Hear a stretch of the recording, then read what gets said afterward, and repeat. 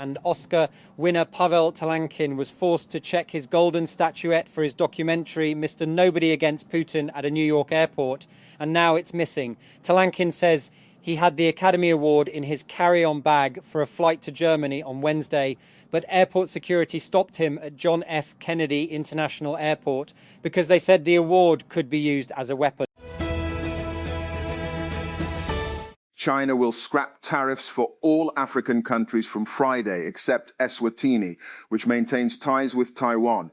As of December 2024, China had already implemented a duty-free policy for 33 least developed African nations. The policy now covers 53 countries and will be in place until 30 April 2028. It is unclear what will happen after that. And as the stalemate between Washington and Tehran drags on and the world waits in hope of a deal, the very real possibility of an alternate outcome, the resumption of war, looms overhead. The clock is ticking, with Friday as the anticipated deadline for Pakistan to receive Iran's revised peace proposal after US President Donald Trump rejected a previous version. And violent crowds clashed with police outside a hospital in a remote Australian outback town Thursday night as they demanded authorities hand over an accused child killer. Dramatic footage showed police officers dodging rocks and sticks while rioters smashed police cars and set a police van on fire. Officers can be seen shooting rounds of tear gas at the crowd, with some smoking canisters picked up and thrown back. And the United Kingdom's Metropolitan Police have charged a man with attempted murder following an investigation into the stabbing of two Jewish men in Golders Green, North London. Following the stabbings in a residential area of the UK capital on Wednesday, officials raised the national terrorism threat to its second highest level, signalling that an attack within the next 6 months is highly likely. Ukraine used its latest technology to deepen strikes against Russian oil storage, ports and refineries in the past week, bombing targets in the Urals 600 kilometres, 990 miles from its borders and prompting protests about terrorist attacks from the Kremlin spokesman. President Volodymyr Zelensky on Wednesday announced a new stage in the use of Ukrainian weapons to limit the potential of Russia's war. And more commercial flights have been departing from Iran's largest airport following its reopening last week. Iranian authorities announced the resumption of flights at Imam Khomeini International Airport after approximately 58 days of suspension since the launch of the US-Israel war on Iran. Flight information boards also went offline after the closure of Iran's airspace. US pop star Britney Spears on Thursday was charged with driving under the influence of alcohol and drugs. Prosecutors outside Los Angeles said, but she could avoid jail time with a plea deal. The criminal complaint does not specify which substance the 44-year-old singer was allegedly using when she was arrested in early March. And El Niño conditions are likely to develop during the 2026 monsoon season in South Asia, alongside higher than normal minimum and maximum temperatures across most of the region. And, according to a statement by Pakistan's Meteorological Office on Friday, El Niño is a naturally occurring climate phenomenon that warms surface temperatures in the central and eastern equatorial Pacific Ocean. It brings changes in winds and pressure and rainfall patterns. Conditions oscillate between El Niño and its opposite La Niña, with neutral conditions in between.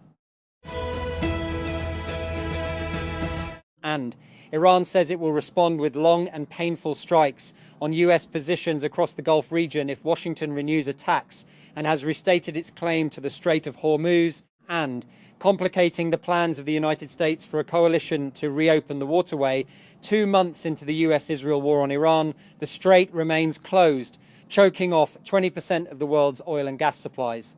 And that has sent global energy prices surging and heightened concerns about the risks of an economic downturn. A dual citizen of Turkey and Israel was detained in Istanbul after authorities discovered she had served in the Israeli Defense Forces. IDF, which is considered a big violation of Turkish law. Turkey prohibits citizens from serving in foreign militaries without official authorization. President Asif Ali Zardari and Prime Minister Shehbaz Sharif termed the labour force of Pakistan the backbone of society and a pillar of national strength in statements commemorating International Labour Day on Friday. As the world commemorated the international holiday observed annually on May 1, the President and the Premier issued separate messages to mark the occasion. And the international jury of the 61st International Art Exhibition at the Venice Biennale has resigned just over a week before the festival was to announce its prizes on May 9, organisers said on Thursday. The resignations come days after the jury announced they would not consider artists for countries whose leaders are facing charges at the International Criminal Court, an apparent reference and Silver Lion and Israel, for the prestigious Golden and Silver Lion trophy. And the Iraq March Karachi just announced something that made us giggle.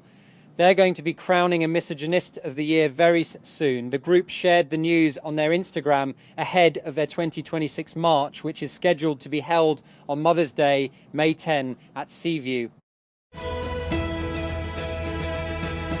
And at least 3 vessels have been targeted in hijackings this week off the coast of Somalia in what analysts fear is a replay of past piracy around the Horn of Africa. The area was the world's most notorious hotspot for piracy in the early to mid-2000s, with an international naval coalition eventually subduing the threat it posed to global shipping. Gaza City, Gaza Strip. On top of the rubble of a destroyed building, Ibrahim Abu Alish is busy clearing stones and collapsed roofing to prepare the way for a bulldozer that will remove what remains of the building. Ibrahim, 24 years old, starts his day in the early hours of the morning and works until evening. Employed as a labourer with a local contracting company clearing debris from buildings destroyed during Israel's genocidal war on Gaza. And in a scene reminiscent of a computer war game, 3 battle-fatigued soldiers dressed in white snow camouflage emerged from a war-torn alley with their hands raised above their heads. They crouched down, following the orders being blasted at them, fear and shock etched across their faces as they stare down the barrel of a machine gun mounted on a so-called ground robot. And Russia has continued heavy attacks on Ukraine for the past 24 hours, with several coming overnight on Thursday and in the early hours of Friday. At least 1 person has been killed and several have been injured. A Russian drone attack overnight damaged port infrastructure in Ukraine's southern Odessa region and wounded 2 people in the Black Sea port city of Odessa, Regional Governor Ole Kuiper said on Friday morning. And the global artificial intelligence marketing industry is entering a rapid expansion phase, with new projections showing the sector could generate $82 billion in annual revenue by 2030 and perhaps $300 billion by 2035. And the Kabisi letter wrote in a post today that AI marketing sector could grow at a compound annual growth rate, CAGR, of more than 25% between 2025 and 2030 due to quick adoption of automation and data analytics and intelligent decision-making systems across businesses. A late-night action by law enforcement agencies at 1 Constitution Avenue in Islamabad, one of the capital's most expensive residential real estate projects, has been widely reported on social media platforms as officials went door to door and asked occupants to vacate the building. The operation reportedly took place after the Islamabad High Court upheld the Capital Development Authority's CDA decision to cancel the lease of the high-rise project over a multi-billion rupee default, a local newspaper has reported. The federal government has decided to provide electric bikes to government employees in a bid to reduce the oil import bill following rising international oil prices. 76,000 electric bikes will be distributed among eligible participants. The Engineering Development Board's proposal is currently awaiting final approval at the Prime Minister's office. A 6-year-old child who sells books on the road to support his family was allegedly assaulted by a staff member at a famous ice cream parlor in Baria Town, Phase 7, Rawalpindi, after he asked for ice during the ongoing hot weather. According to social media posts, the boy had gone to Sweet Cream's branch and requested ice as temperatures continue to rise.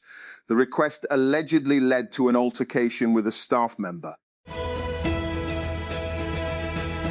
Peshawar, a police constable was martyred on Friday when militants targeted an armoured police vehicle with a rocket and sniper attack at King Aryan Bahadar, within the jurisdiction of Mandan police station near the Fatah-Kel police post in Khyber Pakhtunkhwa's Banu district. The attack occurred while the vehicle was on a routine patrol. Islamabad. Reports of online violence against women journalists have doubled since 2020, with serious impacts on their health and well-being, according to a study published ahead of World Press Freedom Day, which is marked annually on May 3. The report by UN Women and Partners highlights how online violence targeting women in public life is becoming increasingly technologically sophisticated, invasive and damaging in the era of artificial intelligence. AI. Tensions remain high across the region, with Iran, the United States and Israel trading warnings as violence continues. Iran's President Masoud Pezeshkian has described the US naval siege of Iranian ports as an extension of military operations that is intolerable. While US President Donald Trump said Washington might need to restart the war, adding that only a handful of people know the details of ongoing talks. The Minnesota Timberwolves eliminated Nikola Jokic's Denver Nuggets, while the New York Knicks put on one of the most dominant displays in NBA playoff history, destroying Atlanta to advance. And the surging Sixers beat the visiting Celtics again to force a decisive Game 7. 6th-seeded Minnesota will play the San Antonio Spurs in the Western Conference semi-finals after completing a 110-98 win on Thursday for a 4-2 series upset of 3rd-seeded.